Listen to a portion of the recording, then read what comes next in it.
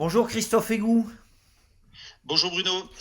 Christophe, vous êtes responsable développement et communication au CFAI de Tulle. Avec vous, aujourd'hui, on va parler industrie, on va parler formation, on va parler Oui, alternance. Rapidement, peut-être, pour ceux qui ne connaissent pas, ça représente quoi le CFAI de Tulle? Qu'est-ce que vous y faites? d'accord. Alors déjà, le CFAI Limousin site de Tulle appartient au pôle formation UMM Limousin. Oui. Donc au pôle formation UMM Limousin, on retrouve également le CFAI Limousin site de Turgot et l'AFPI Limousin Limoges. Donc nous, sur le site de Tulle, on est spécialisé dans l'apprentissage. Donc on a essentiellement trois filières. La filière conception et production mécanique, la filière maintenance industrielle et une filière qui est un peu plus récente, technico-commerciale. Et on forme des apprentis du niveau jusqu'à la licence professionnelle, puisqu'on a également une licence professionnelle dans le domaine de la maintenance. Très bien, merci pour cette présentation. Alors, on est là pour dire que la vie continue, mais qu'il a fallu s'adapter, hein, quand même. La série s'appelle Tout La à vie fait, oui. continue. Je dirais un double enjeu pour un établissement comme le vôtre. À la fois, j'imagine, une adaptation des méthodes pédagogiques. Ça, jusque-là, allez, on va dire que Bien tout le monde entendu. s'en sort plutôt bien. Si ce n'est qu'on est dans de la formation technique où le geste est important. Donc, expliquez-nous un peu comment vous appréhendez à la fois le confinement, le téléenseignement et puis cette dimension technique. D'accord. Alors, je vais faire un petit retour en arrière. Dès le 17 mars, on s'est mis en ordre de marche assez rapidement, parce que dès le 17 mars, pardon, on a proposé des cours à distance à nos apprentis. Mhm. Donc, certes, au début, il y a eu un peu de tâtonnement, on a dû faire face à quelques aléas techniques. Il a également fallu remobiliser certains apprentis qui s'étaient crus en vacances. Il a fallu en rassurer d'autres. On a également contacté les entreprises pour leur expliquer le dispositif que l'on mettait en place. Et puis, petit à petit, les choses se sont mises en place. Et de la deuxième semaine, le système a été bien rodé. Et là, maintenant, on continue à s'améliorer de semaine en semaine. Donc, oui, pardon. Allez-y, allez-y, non, non, allez-y. Oui. C'est pour après, je Donc, garde la question pour après. d'accord, ok.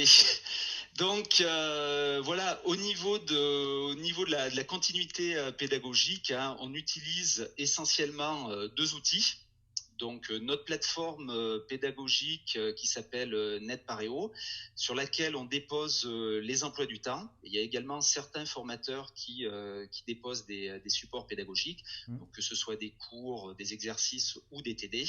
Mais l'élément essentiel reste notre espace numérique de travail collaboratif, Hmm. ENTC, donc qui est un outil qui a été développé par la branche UMM.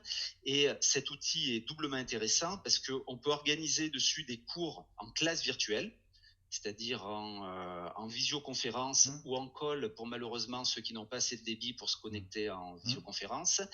Et sur cet outil, on retrouve également des contenus pédagogiques digitalisés et médiatisés. Et l'avantage, c'est que les formateurs peuvent affecter certaines séquences et certains modules de formation à nos apprentis et de façon individualisée, c'est-à-dire qu'on peut accompagner les jeunes au cas par cas. Alors comme vous l'avez justement dit, on forme les apprentis à des métiers techniques. Donc, en situation de formation à distance, on a des difficultés pour leur faire de la pratique, donc pour leur proposer des travaux pratiques. Hmm. Même si, je dirais, l'outil Easy est quand même très bien fait, on retrouve également dessus certains scénarios qui sont virtualisés, ce qui D'accord, permet de reproduire certains gestes pratiques, mais bon, on n'est jamais bien dans les sûr. mêmes Hmm. conditions que le réel. Donc du coup, l'enseignement s'articule essentiellement autour de l'enseignement général et de l'enseignement technologique, c'est-à-dire toute la partie théorie qui tourne autour de nos métiers. Deux petites questions très rapides. Premièrement, les alternants, pour beaucoup, sont salariés. Donc, qu'en Tout à est-il fait. aujourd'hui de leur Ils sont statut de tous, salarié? ils sont tous, ils sont Ils tous sont tous salariés. salariés, d'accord. Qu'en est-il de cette partie-là? Est-ce qu'ils sont au chômage partiel? Est-ce que voilà, j'imagine qu'il y a différentes situations. On trouve Voilà. également tous les cas, oui. Et la deuxième, c'est qu'on parle souvent de fracture numérique, notamment avec du public jeune. Est-ce que vous l'avez, ça aussi? Est-ce que vous le constatez, que ce soit en termes de matériel, que ce soit en termes de débit? Tout à fait, oui. Alors pour répondre, Bruno, donc à votre première question, donc effectivement, hein, les apprentis sont tous salariés d'une entreprise. Mm. Donc actuellement, on a des jeunes qui sont en activité partielle. Mm. Actuellement, il y a également des jeunes qui continuent à travailler. Donc nous, on propose la continuité pédagogique en respectant le cycle de l'alternance. D'accord, Donc on propose des cours à distance aux jeunes qui devraient être au centre de formation. d'accord. Alors, quelques particularités, hein.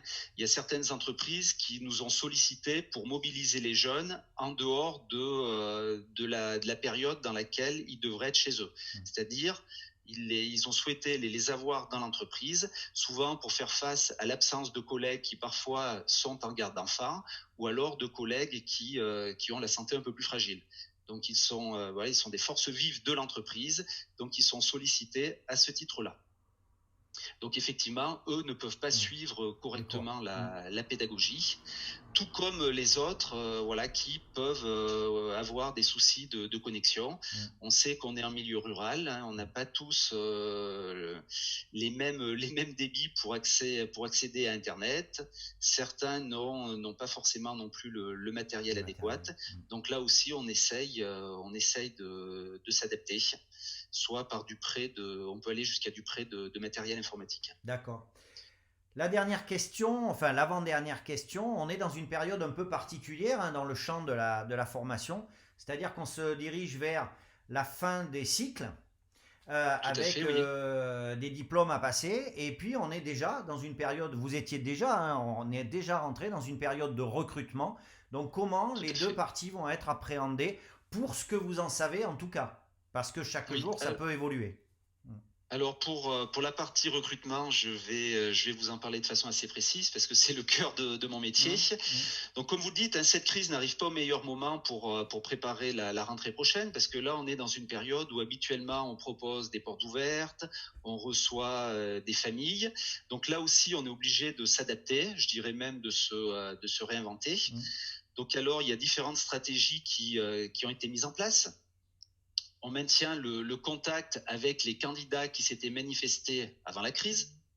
Donc là, on leur fait passer des entretiens de recrutement par téléphone.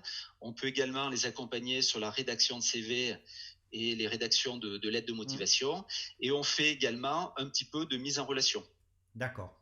Donc, moins qu'en temps normal, parce que les entreprises actuellement ont d'autres priorités et certaines ne se projettent pas encore sur la rentrée prochaine. Mais on a des offres des offres d'apprentissage, pardon, qui restent actives.